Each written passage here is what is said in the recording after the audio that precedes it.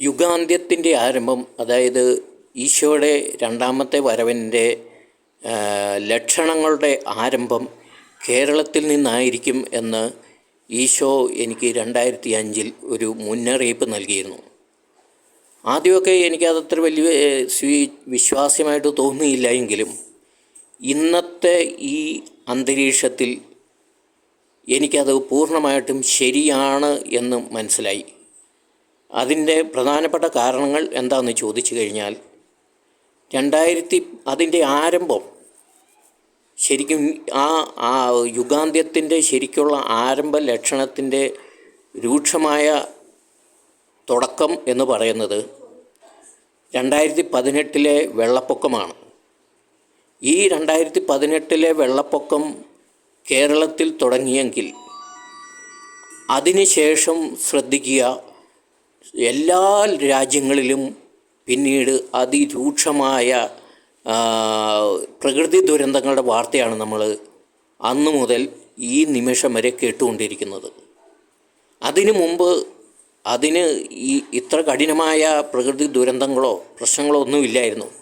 വല്ല കാലത്തും എവിടെയെങ്കിലും എന്തെങ്കിലും ചെറിയൊരു പ്രശ്നങ്ങൾ അല്ലെങ്കിൽ പ്രകൃതിക്ഷോഭം ഉണ്ടാകുന്നു എന്നല്ലാതെ ഇത്രയും ഓരോ ദിവസവും ഇങ്ങനെ അതികഠിനമായ പ്രകൃതി ദുരന്തങ്ങൾ ഉണ്ടാകുന്ന ഒരു സാഹചര്യം ഇല്ലായിരുന്നു. അത് ഒരു പ്രധാനപ്പെട്ട ലക്ഷണമാണ്.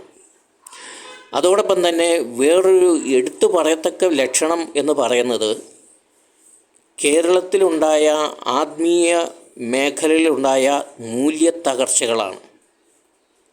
നോക്കുക, ലോകത്തിലെ ഏറ്റവും വലിയ, പ്രത്യേകിച്ച് കരിസ്മാറ്റിക് പോലുള്ള മഹാ ആത്മീയ മുന്നേറ്റത്തിൻ്റെ ഏറ്റവും കേന്ദ്രബിന്ദുവായിരുന്ന കേരളത്തിൽ വലിയ ആത്മീയ ച്യുതി സംഭവിച്ചു എന്ന് പറയുമ്പോൾ അത് ലോകത്തിൻ്റെ അല്ലെങ്കിൽ ഈശോയുടെ രണ്ടാമത്തെ വരവിൻ്റെ ഏറ്റവും പ്രധാനപ്പെട്ട ഒരു ലക്ഷണമാണ്. കാരണം കേരളത്തോളം ഇത്രയും സുശക്തമായ ആത്മീയ അടിത്തറയുള്ള വേറൊരു ആത്മീയ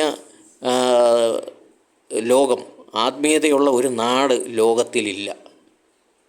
അപ്പോൾ ഏറ്റവും സുശക്തമെന്ന് പറഞ്ഞിരുന്ന ഈ കേരളത്തിലെ ആത്മീയതയ്ക്കാണ്, ആ ആത്മീയ അടിസ്ഥാനത്തിനാണ് ഇളക്കം തട്ടിയിരിക്കുന്നത്.